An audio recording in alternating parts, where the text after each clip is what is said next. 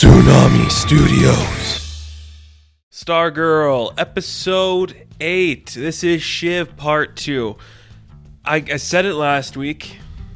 Great episode, Shiv. That was just a really fun, really entertaining episode.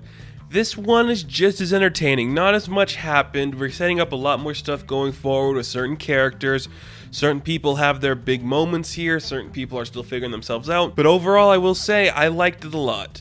So in the last episode, we know Courtney got injured in her fight with Shiv and Cindy. So now she's on the gymnasium floor. Pat comes to save her. And in order to make it look like Courtney isn't Stargirl, Pat has to make it look like there was an accident. So he has to crash his car. That beautiful classic Buick. And that was really intense to see, because you could just see the pain. And he's like, I have to do this for Courtney. And he did. He crashed the car. Man, that was a great scene. I really liked that because he knows this game. And he's like, you have to file a report. The car has to be damaged. Now I look like I'm hurt, so it's all okay. I like that a lot. And what I really like too is just the reaction from the family when you see Courtney in her injury. You just see Pat has this conversation with the cosmic staff like, I trust you a lot. We don't get along, and I felt degraded when you were talking to me and stuff, so I know why you chose Sylvester. He was a grown man. He fought as the Star-Spangled Kid. I know why you chose him. But you didn't pick Courtney when she was ready. So you have to protect her. If it means you have to take her away from the fight, you take her away from the fight. And I thought that was really cool. I also liked seeing Mike kind of talking to Courtney about, I'm sorry, I've never had to share my dad before, and just that dynamic. And this was the first time I think this entirety of this show where we've seen them act like siblings, Mike and Courtney, and just the way they're acting like, I'm glad I have a big sister, you're a cool little brother. That was really positive to see, because he was actually scared for her life, and I thought that was a really heartwarming moment, and it was one of the best parts of this episode for me. And we'll talk about this too before we jump into a lot more with the family. Barbara and Jordan's dynamic, I'm still thinking, is very compelling. I don't know if I think that Jordan's going to look to replace his wife in a sense where he is interested in Barbara. I think it's more like he values her opinion and trusts her, and I think that's really cool too. You could just see when they're at dinner, there's a kind of interesting chemistry there and something really cool to see. I like that she doesn't know who he is. I think that could be a really fun reveal later on, that she feels betrayed by him, and I think that could be very interesting and very compelling. And while they are away, Jordan goes to visit a friend, and it was somebody who was partially responsible for his wife's death, because he is kind of he had the information on this big company that was responsible, and he could have been the whistleblower to bring him down, but because he didn't, he's kind of guilty by association, and that's why he is killed by Icicle. That stuff's really good. I just like seeing, here's Jordan trying to take back his life and take over this place. It's really cool stuff to see. But I gotta give big props in this episode, big props to Beth, because I surprisingly thought she was very good in this episode. Our kind of makeshift Justice Society, they want to avenge Courtney. Of course, Rick is angry, he's mad, he wants to do something, he wants to punch something, he's mad at the world. But it takes Beth, who kind of just talks to the team, and she's like, we all like Courtney, we all want to be the JSA, but we have to focus here first, We can't just go blazing into Cindy's place, doing whatever we want. We have to have a plan here. And she kind of talks Rick off that ledge, which I thought was really cool to see, because she's kind of coming into her own now. She feels confident in herself enough to say these things, which I think is really cool. And having Yolanda back her up, that's really good stuff too. Great stuff with that team. And we'll get to more of them in a second here. But let's go back to Cindy, who was a big part of the last episode. And in this episode, she talks with her dad. I know who Stargirl is. He is not kind of responding to her. He doesn't really care who it is at that point. There's more at stake there.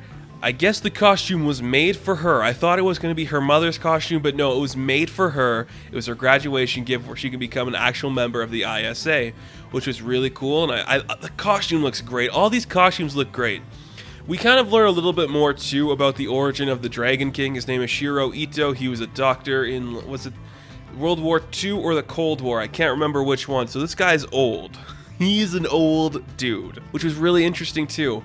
And you could see there's kind of a scales or something around his eyes, so we could see from him. I'm curious to see how he's going to look. if he ever takes off the mask, because he's got to at some point. You set it up, don't make me take off my mask. You're going to take it off at some point, and that's going to be really cool to see. I'm very excited for that angle of it. So Shiv/Cindy, she's going to take matters into her own hands now, and it's going to be really cool to see, because I'm loving what this character's doing. She could easily just become another kind of lackey or kind of mad, angry person with no real reason or rhyme, and I think it's really cool to see how she's coming into her own as Shiv, and that stuff's really interesting. But a big part of this episode, too, is seeing Bethany, Yolanda, and Rick have a plan to figure out who Cindy's father is.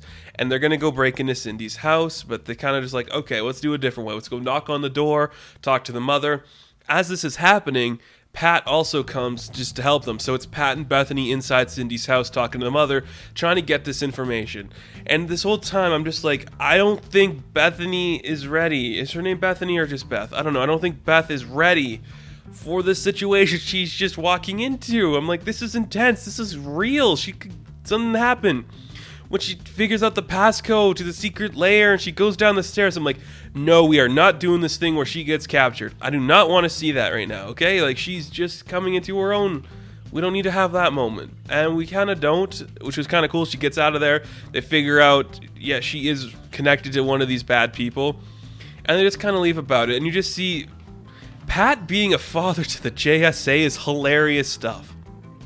You know, because he's trying to stop them from being crazy and over the top and just having terrible plans. He's like, Yolanda, why are you wearing this suit in broad daylight? We're in the middle of this town. Like, what are you doing? And you just see just his frustration in this scene. It's just really good stuff. I really like the scene, too, when he's inside the house with Beth and he's talking to Cindy's mother, her stepmother.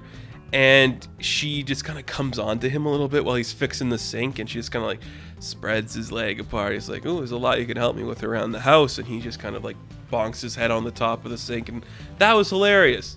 I like seeing Luke Wilson like this. Really funny stuff. I think that's great and really interesting. Really fun thing here. As that's going on too, Courtney has a conversation with Cindy because Cindy comes to her house and she just straight up says to Courtney, I know you're Stargirl. I'm going to take you down. My dad doesn't think I could do it, but screw him, screw all of it. I'm taking you down, Courtney.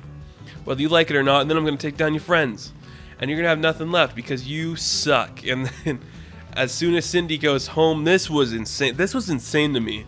Courtney just blasts through her window, you know? Straight up just blasts through the window, and then we get another Shiv and Courtney fight, which is really intense, really cool stuff to see. I loved every second of that. And the fight looks really good. Like I said it last episode, I'm loving what they're doing with the cosmic staff and the way Courtney's very acrobatic and gymnastic coming around it, the way she's swinging off it, the way she's flying around it. It's really good stuff, and it looks beautiful and gorgeous. And at the time of this recording, we just got confirmation of a Season 2, which I'm really happy to see too. Season 2 exclusively on the CW, which may be a little weird, but I think it's going to be pretty cool, pretty exciting, so I can't wait to see what Season 2 is going to bring us. As they're fighting, another part of this episode is Henry kind of learning how to deal with his powers. We see it in slow strides. His head is killing him. There's this giant, sharp sound that's emanating throughout his head. He kind of realizes he has powers, so he learns he can pick up this medicine to help him, and that's where he kind of first figures it out. Then he realizes there's a key in his dad's office. He's moving the key around in the office to figure out where it goes, and he opens the door to this kind of secret hideaway inside of his dad's study, and you open up, you see the brainwave costume, you see all this information about the ISA, and you see a letter from Dr. Shiro Ito to his father saying, does Henry have those powers? If not, I'm going to get Cindy to watch him, make sure he's okay, because we need to keep our children safe. And this kind of makes Henry lose his mind, and he is freaking out. So he shows up later to the fight with Courtney and Cindy, and he doesn't know what to do. His head's freaking out. He's hearing voices. He realizes it's Courtney. He sees Cindy is working for the ISA, all this weird stuff going on. He just has a huge brain explosion, and it's like a sonic sound goes around and blasts Courtney and Cindy to separate sides of the road. He's crazy. I think next episode's dedicated to this guy, so I'm excited to see where that goes. Henry is easily becoming one of my favorite characters on this show. I just think the slow build of him losing his father, being this kind of douchier guy, to just being humbled and scared from this power he doesn't know he has. I think that's really cool. And one of my favorite things about the show, actually, is just seeing his story and his journey, because it's very compelling and very interesting. I'm loving this show. Like I said it before, and I'll say it again, I'm loving this show. Everything about it works so perfectly, everything about it so unique and interesting, and you guys should check it out. So that is my review of episode 8 of Stargirl Season 1. Will we be back for Season 2 reviews? I sure damn hope so. So thank you guys so much for watching. Be sure to like and subscribe to the channel. And as always, you can catch me on Patreon, Instagram, Twitter, all that good stuff. I'll see you in the next video. Have fun. Stay safe. Good luck.